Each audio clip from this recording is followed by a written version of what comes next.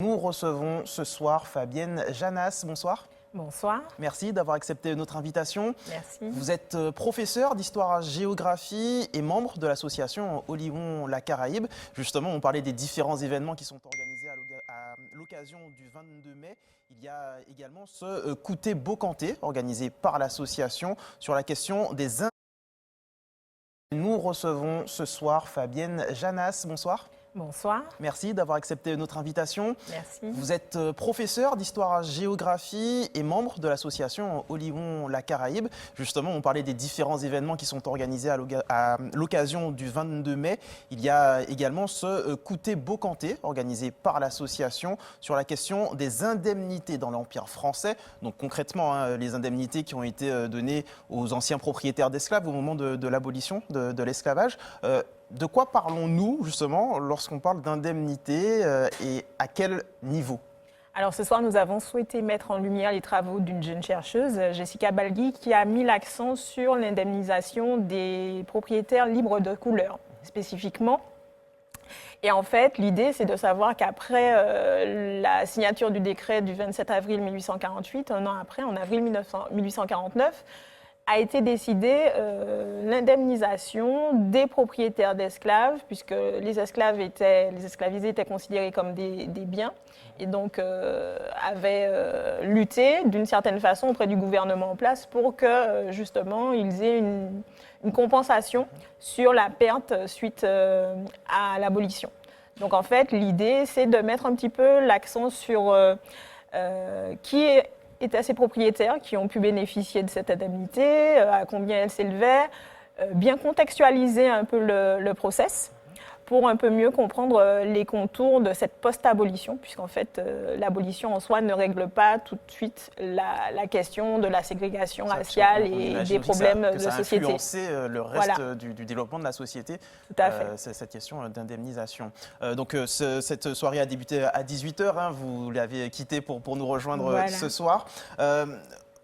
Pour le 22 mai, on l'a vu, les Martiniquais se rassemblent dans de nombreux lieux. On l'a vu, le rond-point du Vietnam héroïque qui est devenu vraiment un lieu symbolique. Il y avait la Savane à Fort-de-France, on est allé à Trinité un petit peu plus tôt. Ces lieux de mémoire, quels sont-ils en Martinique? Sont-ils suffisants aussi et suffisamment mis en avant? Alors, il y a une diversité, effectivement, de lieux de mémoire. Ceux qui sont spécifiquement attachés à des événements historiques, identifiés. Je pense par exemple à Lance-Bélé, dont on parle de plus en plus, avec le cimetière d'esclaves qui a été retrouvé. Je pense aussi aux habitations qui font partie des revendications de certains comme étant justement des lieux qui devraient être valorisés sur cette question des commémorations.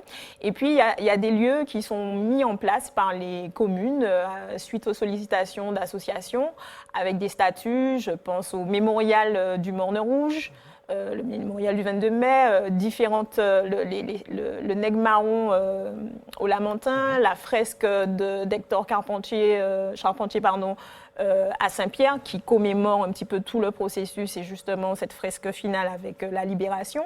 Donc il y a une diversité de lieux de mémoire. Celui du rond-point du Vietnam héroïque, c'est celui qui symbolise le plus pour moi cette idée de lieu de mémoire. En fait, c'est ce que la population souhaite en faire. En soi, ils se sont appropriés ce lieu et chaque année, effectivement, il y a ce rassemblement populaire à cet endroit. On ne sait pas pourquoi ni comment, enfin oui, on sait pourquoi, mais pas associé à un événement particulier bien identifié. Après, est-ce qu'il y en a assez? Oui, non, on n'a pas de mémorial comme en Guadeloupe. C'est une question politique, effectivement, qui pourrait se poser en association avec les historiens.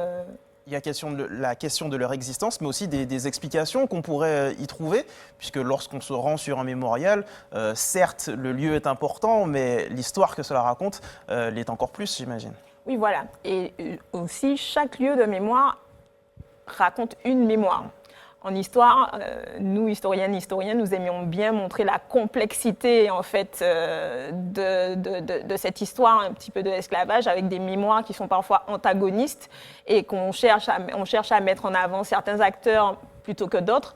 Je pense à toute cette période où le Shellsherisme mettait en avant plutôt les statues de Shellshare comme lieu de commémoration, par exemple, et aujourd'hui qui sont contestés.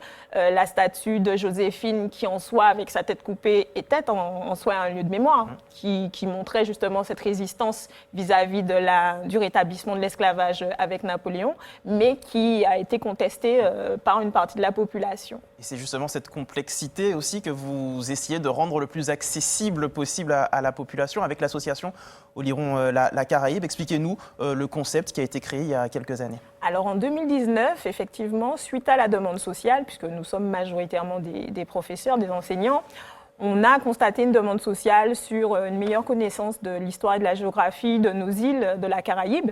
Et suite à cela, on a souhaité mettre en avant, vulgariser, apporter une connaissance un peu plus accessible au grand public de tous les travaux qui sont faits par nos chercheurs et proposer une plateforme numérique avec des podcasts, des vidéos, des posts sur différents réseaux sociaux, Instagram, etc., afin de permettre à tout un chacun d'accéder un petit peu plus facilement à ce qui se fait et faire avancer la connaissance de cette histoire un peu complexe et aussi de la géographie aussi, du coup, qui permet de mieux comprendre le monde dans lequel on évolue.